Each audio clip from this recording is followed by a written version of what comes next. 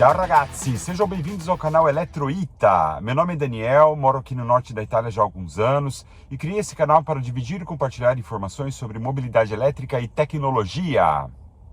O assunto de hoje é recarga de veículos elétricos. Vamos discutir aqui alguns conceitos básicos de recarga de veículos elétricos e dar alguns exemplos de como fazer essa recarga em casa e na estrutura pública.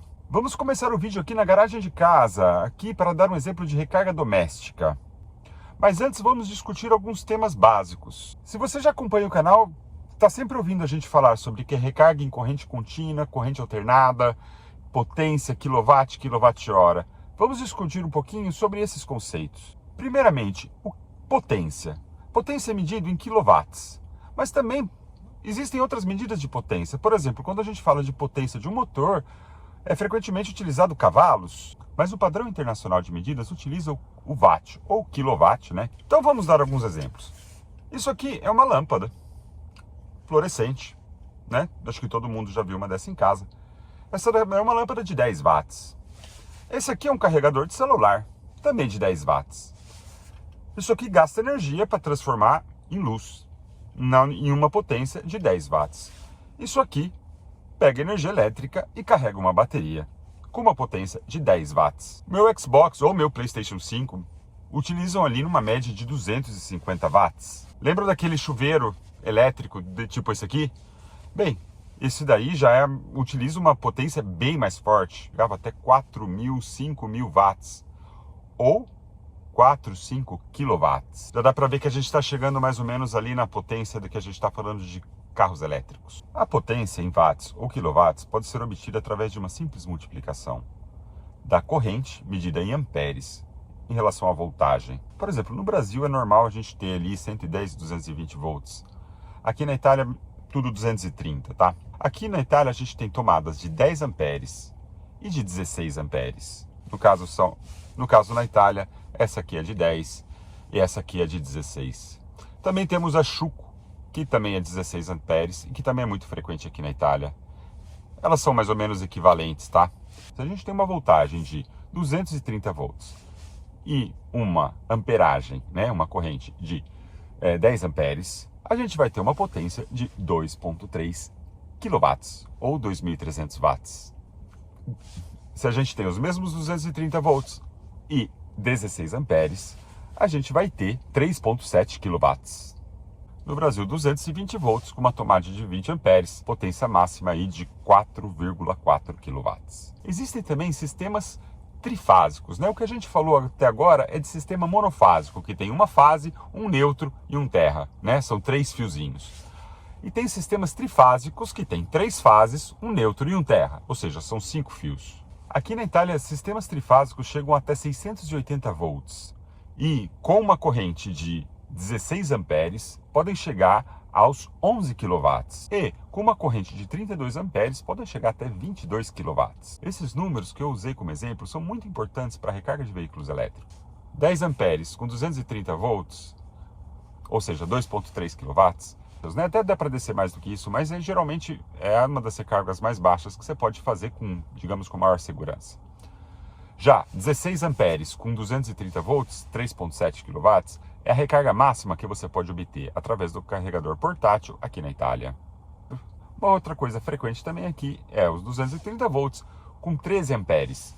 Aí a gente tem uma recarga de 3 quilowatts, que inclusive é a configuração original do carregador da Tesla, também que a gente chama muito carinhosamente de carichino.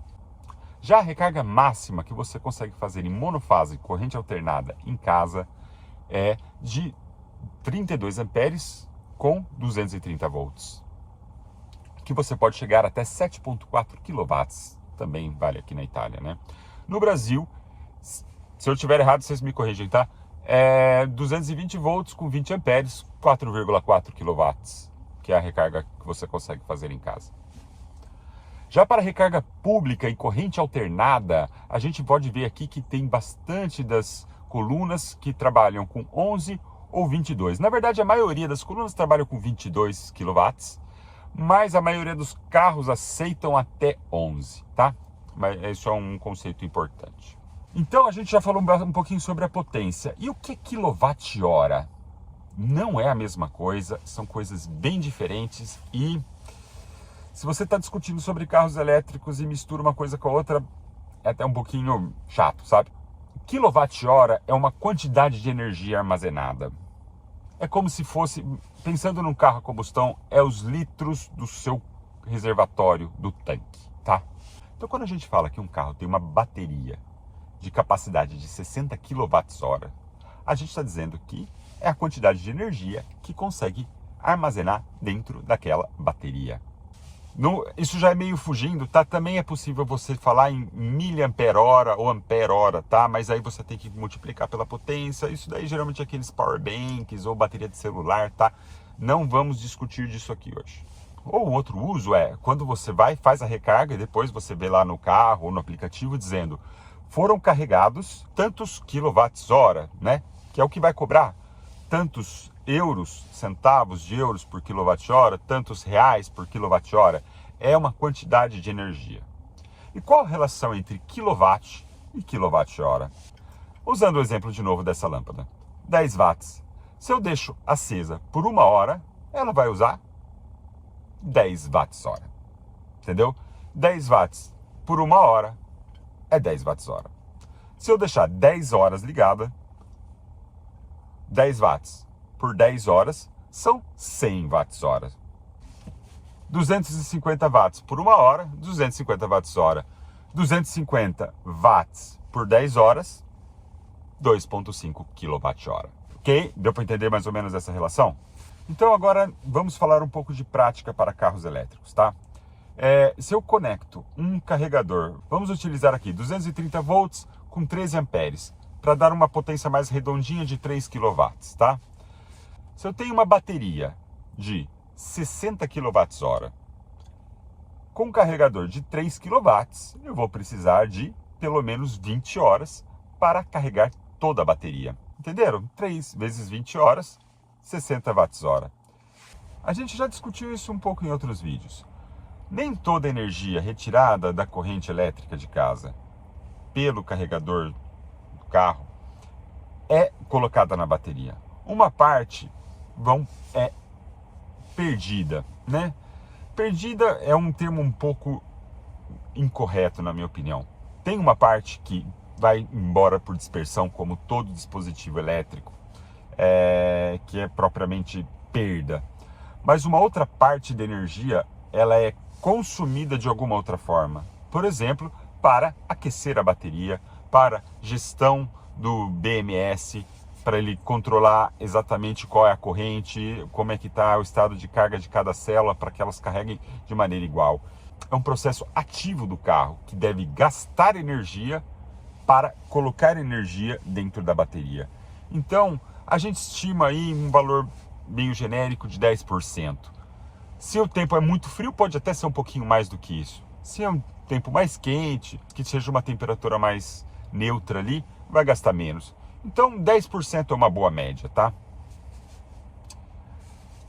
Então, se a gente fizesse mais ou menos 10%, para você carregar a mesma bateria do 0 ao 100%, né, com 60 kWh e um carregador de 3 kW, a gente ia ter que gastar, na verdade, um pouquinho mais do que isso, né? Então, 22 horas, né, para compensar essa perda aí de 10%, tá? É um valor aproximado, mas não sai muito disso, tá? É uma coisa bem linear. É que tem sempre uma margenzinha de erro que a gente precisa corrigir. Então, bora falar de carregadores domésticos, tá? Temos dois tipos principais. Não é esse aqui, tá? Temos o carregador portátil e o wallbox. Bem, esse aqui é o carregador Tesla Mobile Connector ou Cariquino, né? Como a gente costuma chamar por aqui.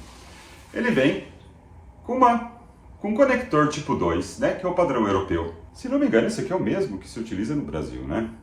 Esse carregador, ele vem com uma tomada italiana de 16 amperes, mas ele vem limitado pela própria Tesla para fazer uma corrente máxima de 13 amperes. Ou seja, esse sistema aqui carrega até 3 kW. No entanto, essa parte da frente aqui ela pode ser trocada.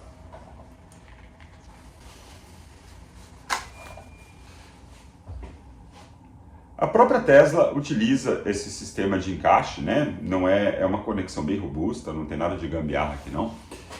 E ela dá várias opções, né? Existe até a tomada de 10 amperes, existe a tomada Schuko e existe a tomada CCE de 16 amperes e a tomada CCE de 32 amperes, que no caso é essa aqui. A de 16 amperes é igual, só que menor. A primeira geração do Cariquinho no Tesla aceitava até trifásica, que daí podia também usar a tomada vermelha, né, em trifase, que tem, ao invés de 3, tem 5. Eu aqui em casa não tenho um wallbox. Até pensei de esperar fazer a instalação, né, porque eu estou já preparando para fazer a instalação, mas aqui tem bastante regulamentação, e eu também estou querendo fazer junto com a instalação de um painel solar em cima do meu apartamento. Então eu pensei, ao invés de esperar, porque vai ser uma coisa mais lenta, eu vou fazer desse jeito. E depois, quando eu fizer a instalação, a gente faz um outro vídeo só falando do wallbox e do painel solar, né? Mas no caso, este carregador, utilizando o adaptador de 32 amperes, ele funciona basicamente como um wallbox. Beleza? Conexão firme. Eu consigo, com esse sistema aqui, carregar até 32 amperes e 230 volts, ou seja, em teoria até 7.4 kW. No entanto, o contrato da minha casa com a operadora de energia é de 6 kW. Aqui na Itália é assim, né? São 6 kW mais 10% de tolerância, então 6.6 kW. E tem mais uma tolerância curta que pode chegar a mais uns 7 alguma coisa, que não dá para ser utilizada para recarga de veículos elétricos. Mas aqui neste caso eu consigo limitar minha corrente a 28 amperes.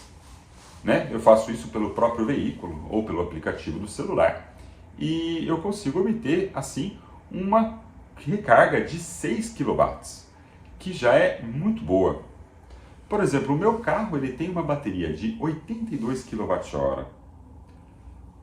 Vamos imaginar, para uma recarga de 10 a 100%, eu levaria aí em torno de 12 horas.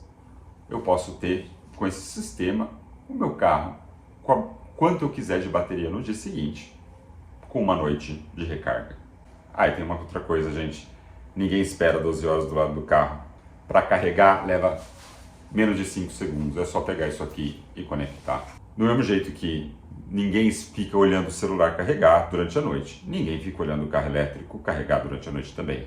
O carro carrega quando eu estou dormindo e de manhã ele está com quanto de bateria eu quiser. Eu também fiz essa instalação na parede, assim fica mais organizado. E essa aqui é a tomada de conexão, né, para 32 amperes.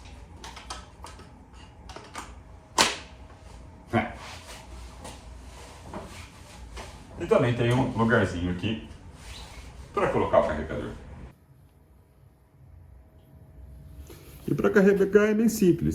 Pego aqui, aperto o botãozinho, ele já abre e conecta. Quantos segundos? 3, 2. Então, pessoal, agora que a gente conectou ali o carregador, vamos dar uma olhadinha em alguns detalhes aqui na configuração do carro. A gente já fez todas as contas aqui, mais ou menos, de quantos quilowatts por tantos amperes, tantos volts, mas vamos ver aqui um exemplo prático. Aqui na tela a gente pode ver a bateria atual do carro 46%. Aqui já tem programado 28 amperes, né? Mas não sei se vocês conseguem ver aqui, máximo 32. Agora o que eu vou fazer? Vou ativar a recarga. Ele vai me perguntar, tem certeza? Mas por que ele pergunta isso? Porque está programado para começar hoje à noite, né? Eu já deixei um programa de recarga. Mas no caso aqui a gente vai fazer agora.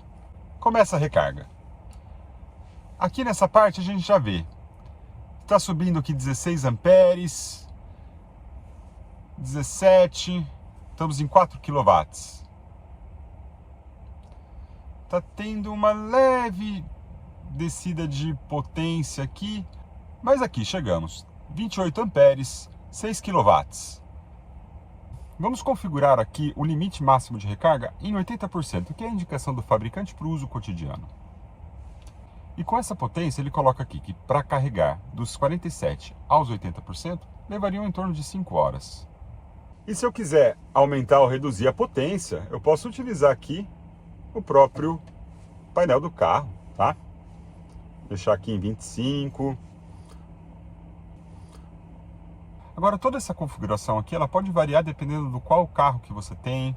Se você está usando um wallbox, por exemplo, se fosse o wallbox da Tesla, eu conseguiria usar o aplicativo da Tesla. Mas se fosse um wallbox de outra marca, por exemplo, às vezes ele vem com um aplicativo próprio. Alguns carros, como a Tesla, possuem um aplicativo que você consegue gerir da distância a recarga, colocar limite, mandar iniciar, interromper. É uma coisa assim que dá bastante liberdade de controle para quem quer utilizar, né, com detalhes aí, né, quem é mais nerd da tecnologia, saber os detalhezinhos e tudo. Mas também é uma coisa simples, você pode não fazer programa nenhum, a hora que conectou, começa a carregar. Se isso não é do interesse de ficar fazendo esses controles, também dá para fazer da maneira mais simples possível, né? Se eu tivesse indo dormir agora, amanhã o carro ia estar com a carga que eu quero. Algumas considerações importantes sobre a recarga em corrente alternada em casa, doméstica. Primeiro, o preço. É a que custa menos. Você não precisa ter painel solar, nem ser sócio da distribuidora de luz. A recarga doméstica é a que custa menos. Atualmente, né, abril de 2026, a gente está tendo a guerra lá no Oriente Médio, e aqui na Itália, no caso, teve um pouco de influência no preço da energia elétrica. Isso porque a Itália depende de gás natural para a produção de energia, usa muito termoelétrica. Mas no Brasil, majoritariamente, a produção é feita por hidrelétricas, né? Então, o preço da energia é muito pouco influenciado pelo preço do petróleo. Aqui, infelizmente, derivados do petróleo influenciam também na conta de luz. Menos, né? Para a produção de combustível para veículos é 100% derivados do petróleo. Para a produção de energia elétrica, 40%. Tem algumas empresas que trabalham com mais ou menos fontes renováveis, então isso pode fazer com que o preço de uma ou de outra mude um pouquinho. O preço da energia que eu utilizo aqui, que eu já coloquei isso várias vezes nos outros vídeos, de recarga doméstica, eu uso sempre 25 centavos. Como que eu faço esse cálculo? Eu pego os custos fixos da conta, eu retiro. Não faz sentido colocar isso na conta, porque não é o preço real do quilowatt. Para mim, o preço real é se eu gastar 1 kWh a mais, quanto que vai adicionar na minha conta? Esse que eu acho que é o valor correto, né? Eu utilizo o valor clássico de 25 centavos. Eu, ao longo aí de mais de um ano vendo minhas contas de luz, elas oscilavam no ano passado entre 22 e 26 centavos. Eu vou colocar 25, que primeiro que é mais fácil para fazer a conta e a gente já está considerando até um valor um pouquinho acima da média ali, né? Mas atualmente, com esse aumento da guerra, provavelmente vai ser um pouquinho mais caro. Mas como eu tenho esperança que seja uma coisa temporária, eu vou continuar usando os 25 centavos para fazer as contas aqui de combustível. E da mesma forma, eu posso instalar um painel solar e reduzir bastante o meu gasto. Mas aí também eu vou entrar na exceção. Então eu vou continuar sempre fazendo o cálculo com 25 centavos, mesmo que eu pague menos do que isso. E a outra consideração importante é que a recarga doméstica, ela é a mais saudável para a bateria do carro. Hoje os sistemas de recarga de bateria, eles já conseguem manter, né, um controle adequado da entrada de energia, né? Se a gente pega os carros mais antigos assim, eles ativavam a potência máxima de recarga da bateria e mantinham quase que um platô, né, na curva de recarga, que era quase um plano. Isso naquela época as baterias nem carregavam tão veloz assim, e eles deixavam dessa forma para carregar o mais veloz possível. O problema é que isso, depois que atinge um certo nível de temperatura ou de carga, aumenta muito o estresse da bateria e provoca a degeneração das células, que leva à perda progressiva da bateria, né, da carga máxima da bateria. Hoje os carros elétricos já têm sistemas de proteção, justamente por isso que quando a gente fala que o carro A ou B tem um pico de 250, 170, 120 kW, não é necessariamente que ele vai manter aquilo por o tempo todo. Em corrente alternada, as potências são baixas. É a forma de carregamento que, a longo termo, preserva melhor a bateria do carro. Não estou dizendo que não se deve fazer recargas em corrente contínua. Elas são muito importantes, mas idealmente não abusar tanto. Se diz que um balanço ideal ali é 70% recarga em corrente alternada e 30% em corrente contínua. Mas isso depende muito da vida do uso do carro, né? Então quem circula demais acaba precisando parar, carregar às vezes durante o dia e acaba tendo que depender um pouco mais da corrente contínua, né? Do carregador rápido e ultra rápido. Hoje o impacto é muito menor em relação aos veículos antigos, né? De 10, 15 anos atrás. Mas existe. Quem carrega muito em corrente contínua vai ter aí um degrado de alguns porcentos a mais em relação a quem carrega, mas não vai mudar tanto. Mesmo um carro com uma bateria carregada muito frequentemente em corrente contínua pode manter um bom estado de saúde por muitos anos, muito mais do que a vida do carro, né? Talvez no final perca aí 2, 3, 5% ao longo dos anos, né? Na recarga pública também se utiliza a corrente alternada. São chamadas as colunas lentas, né? Os carregadores lentos, que geralmente trabalham até 22 kW. No entanto, a maioria dos veículos elétricos consegue receber somente 11 kW, que é o caso da Tesla, BYD, Mercedes, BMW, todos eles trabalham só com 11 kW. Os únicos veículos que trabalham com corrente alternada a 22 kW, que é 680 volts em trifase, com uma corrente de 32 amperes, são alguns city cars que não têm opção de recarga em corrente contínua, né, que é a recarga rápida e ultra rápida.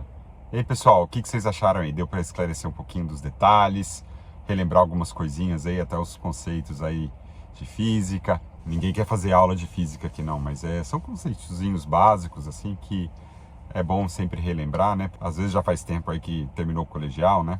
Inicialmente a minha ideia era fazer um vídeo único falando de todos os tipos de recarga e tudo, mas eu vi que provavelmente ficou um pouquinho longo aqui, então ao invés disso eu vou dividir o vídeo em duas partes. E no próximo vídeo, que eu já vou deixar o link aqui em cima, a gente vai falar sobre a recarga pública em carregadores lentos em corrente alternada e os carregadores rápidos e ultra rápidos em corrente contínua. E se você quiser comentar alguma coisa, fazer alguma pergunta sobre recarga doméstica ou algum outro assunto, deixa um comentário aí.